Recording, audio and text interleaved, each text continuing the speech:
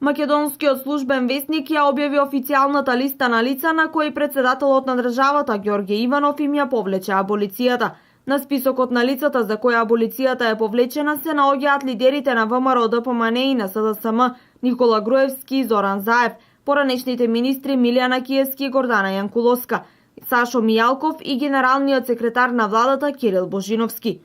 Тука се и имињата на председателот на Собранието Трајко Велјановски, поранешниот председател Бранко Црвенковски, лидерот на ДПА Мендух Тачи, поранешниот министер за земјоделство Љупчо Димовски, советникот во владата Мартин Протогер, членот на ДИК Бедредин Ибраими, како и функционерите од локалната власт Коце Трајановски, Рена Мишева, Тони Трајковски, Владимир Талески и Владимир Тодоровик, директорот на затворот Идризово Живко Пејковски, високиот функционер во МВР Тони Јакимовски, членот на Општинската изборна комисија во Чаир Исмет Гури, контраразузнавачот Зоран Верушевски и Бранко Палифров, обвинети во случајот Пуч.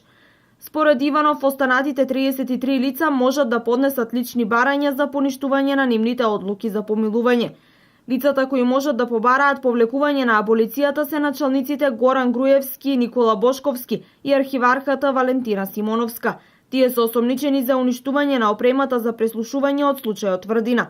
Градоначалникот на Пустец Едмон Темелко, председателот на Општинската изборна комисија во Центар Коста Митровски и 6 полицајци обвинети за тортура при апсењето на Љубе Бошковски се на листата на лица кои можат да побараат повлекување на аболицијата. Темелко и Митровски се товарат и за изборни измами.